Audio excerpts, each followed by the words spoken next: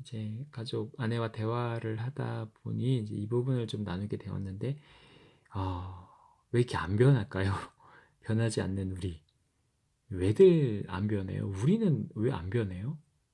예, 그것보다 우리 나눔 중에 이게 7년 전만 해도 나는 왜 안 변할까 애통해함이 있었는데, 이제는 그런 마음도 없어진 것 같다는, 이게 좋은 건지 나쁜 건지 하나님께 온전히 맡긴 것 같아 보이진 않고, 그렇다고 자포자기의 마음도 아니고, 음, 저희가 이렇습니다. 그런데 정말 우리를 포함해서 변화를 정말 갈망하지만 왜 이렇게 안 변하는 걸까요? 예수님 변화시키셨잖아요. 예수님 만난 사람들 변했잖아요. 그런데 지금은 변한 사람 별로 없고, 변했다고 해서 들어보면 좀 어설픈 부분이 좀 많이 있는 것 같고 그렇습니다. 축복, 뭐 은혜로 성공했다, 잘 되었다, 이런 식의 좀 나눔이 많은 것 같고, 어떤 자기 변화가 아니라 정말 성령의 열매, 인격적인 전인적인 변화라기보다는 어떤 성취, 그런 것이 좀 많은 것 같고, 정말 그 사람과 그 가정이 변한 경우는 많지 않은 것 같습니다. 약간의 태도의 변화와 어떤 결단, 다시 재결단, 이런 정도인 것 같습니다. 성경이 말하는 그런 것과는 거리가 먼 것 같습니다. 왜 이렇죠? 우린 왜 아직도 이렇습니까? 사랑한다, 고민하라, 가볍게, 기도하라, 깊게. 너희가 변하기를 원하고 때때로 고민하고 기도하라.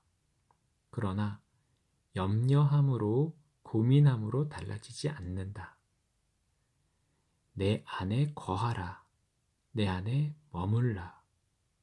나와 함께할 때 반드시 달라질 것이다. 무엇이 달라졌습니까? 뭐 항상 함께하지는 못했지만 그래도 하나님 찾고 하나님 마음 구하고 기도하고 그랬는데, 그러면 저는 무엇이 달라졌습니까? 마음을 지키는 것. 이것이 좀 달라졌다고 하시는 것 같습니다. 그러니까 관계에 있어서의 어려움을 전보다 좀 잘 소화해내는 그런 부분을 비추시는 것 같습니다. 마음이 더 단단해지지 않았느냐, 이전과 다른 것이 느껴지지 않느냐, 여전히 관계에 있어서 어렵고 힘들고 다가가는 것이 편안하지 못하지만 마음을 지킬 수 있지 않느냐, 하나님의 관점에서 볼 수 있지 않느냐, 하나님 안에서 사랑하고 축복할 수 있지 않느냐, 견고해졌다, 예전과 같지 않다, 네가 잘 깨닫지 못하는 것이지 변하지 않은 것이 아니다. 성격과 성향이 바뀌진 않겠지만 하나님의 관점에서 볼 수 있는 것, 이것이 생겼다. 하고자 하면 할 수 있고, 그럴 때 하나님의 관점에서 볼 수 있을 때 하나님의 마음으로 중보할 수 있다. 그러면 일반적인 차원으로 질문을 할게요. 어떻게 하면 변해요? 예수님 만난 사람들 즉각적으로 엄청나게 변했잖아요. 아닌 것 같긴 좀 하기도 하고, 제자들 보면 안 변한 것 같기도 하긴 하지만, 어쨌든 좀 비슷한 것 같기도 하네요. 그러니까 치유된 이들도 금방 다시 원래대로 돌아오기도 하고 그랬던 것 같기도 합니다. 같은 과정을 겪었을 것 같습니다. 그렇지만 오순절 이후는 다르잖아요. 성령께서 이 땅에 오셔서 이렇게 좀 이제 보편적으로 이렇게 정말 이렇게 오셔서 이렇게 역사하실 때 제자들이 확실히 변했잖아요.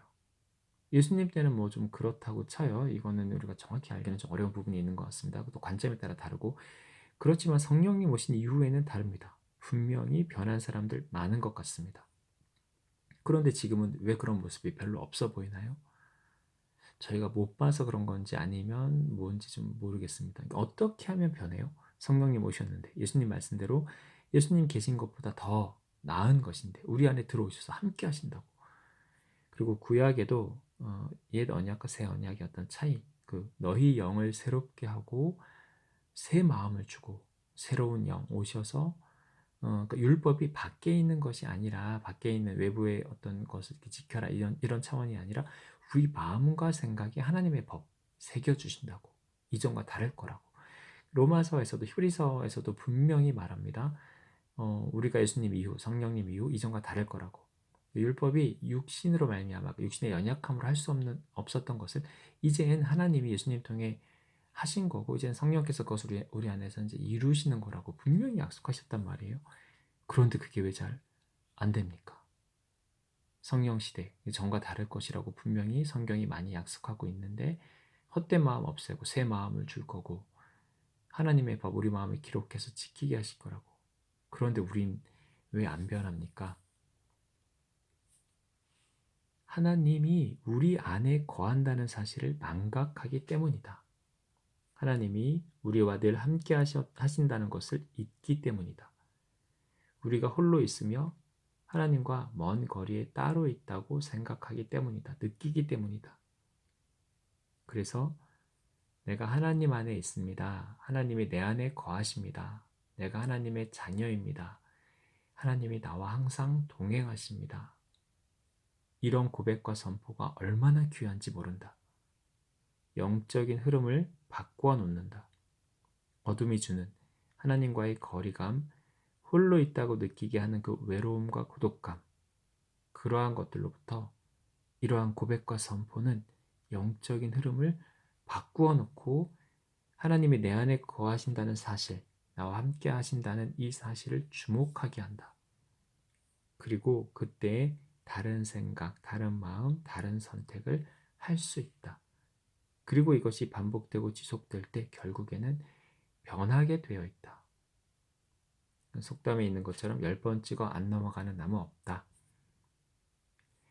아무리 변하기 힘든 마음도 내가 하나님 안에 있음을 인식하고 하나님 나와 함께함을 고백하고 선포함으로 내가 하나님 안에 들어갈 때 하나님이 주시는 것을 받아 누리고 사용할 때 이것이 지속될 때 반복될 때 이것이 삶이 될 때 결국에는 변할 수밖에 없다. 너무나 당연한 영적인 원리이다. 그러나 우리가 시선을 다른 곳에 두고 있어서 이 사실을 주목하지 못해서 하나님과 나의 관계를 인식하고 그 안에 들어가지 못해서 내가 경험하지 못하는 것이다. 누리지 못하는 것이다. 제자리 걸음처럼 느껴지는 것이다. 그러면 좀 이렇게 연관해서 한국교회 하실 말씀, 그러니까 그 사역자라고 이렇게 불리는 부류의 사람들이 있는 거잖아요. 그러니까 우리가 뭘 가르쳐야 해요? 어떻게 본을 보이고 우리가 어떻게 살며 어떻게 가르치며 어떻게 섬겨야 하는지 또 추가해서 그러니까 어떤 사람들은 정신분열증, 그러니까 통합실조증이 심하면 섬길 수 없다. 다른 것 아무것도 못한다.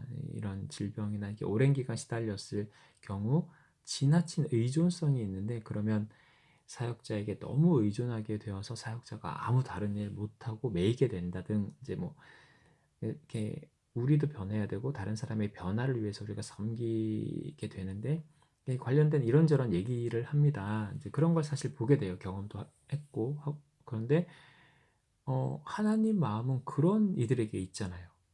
물론 우리가 할 수 없죠. 우리가 할 수 있는 것이 없습니다. 우리가 할 수 있다고 의욕만 가지고 할 수도 없어요. 어떤 당위성 가지고 뭐 할 수 있는 건 아니잖아요. 주님의 인도하심만을 구합니다. 다른 사람을 돕는 것에 있어서 저희가 어떤 이해를 가지고 어떤 자세를 가지고 어떻게 돕고 함께 할 수 있으니까 하나님의 행하심에 저희가 어떻게 드려질 수 있나요? 사람을 변화시키는 이 하나님의 행하심에 있어서 하나님 그 뿌리를 뽑으십니다. 우리 안에 있는 어두움, 고집이든 고난이든 집착이든 상처든 고통이든 이것을 뿌리 뽑기 원하십니다. 우리를 새로운 피조물이라고 말씀하신 것처럼 새롭게 치유하고 회복하기를 원하십니다. 그러나 우리가 예수 그리스도의 이름으로 치유 기도를 한다고 해서 모두 다 치유되지는 않습니다. 실제로 우리가 경험하듯이 보듯이 이것은 하나님의 능력에 문제가 있어서가 아니라 이 기도를 받는 그들의 내면의 태도에 따라서 달라집니다. 치유되지 않는 많은 경우에는 스스로 그것을 놓지 않아서 붙잡고 있어서 온전한 치유가 되지 않는 경우가 많습니다. 여전히 그대로이고 놓지 못해서 여전히 매여 있어서 회복되지 않는 경우가 많습니다. 그래서 그들을 데리고 아무리 기도하고 100번을 기도한다 해도 그들이 스스로 선택하지 않으면, 놓지 않으면 그대로인 것입니다. 포기하라는 말이 아닙니다. 하나님이 주시는 마음, 하나님의 관점, 성령의 인도하심을 따라서 구해야 합니다. 더 기도할지, 내가 더 신경을 써야 될 부분이 있는지 하나님의 세밀한 인도하심을 구해야 합니다. 무조건 이런 경우는 이렇기 때문에 중지하라든가 포기하라라든가 그런 것이 아니라 사람마다 상황이 다르고 그들 안에 붙잡고 있는 것들이 다르기 때문에 성령님의 인도하심을 구해야 합니다. 하나님이 주신 마음을 따라 기도하고 선포하고 도와야 합니다. 그들 스스로 붙잡고 있는 것을 하나님도 억지로 떼지 못합니다. 하실 수 없음이 아니라 그럴 수 없기 때문입니다. 그저 기도할 뿐입니다. 하나님의 때에 하나님이 주시는 마음을 그들이 받아 자유를 누리기를 끝까지 원하고 구해야 합니다. 하나님의 때에 하나님이 하실 거야 라는 기대가 있어야 합니다. 소망이 있어야 합니다. 그것을 내리면 안 됩니다. 왜냐하면 하나님의 마음이 그러하시기 때문입니다. 하나님은 한 사람도 포기하거나 외면하지 않으십니다. 끝까지 기다리시고 부르십니다.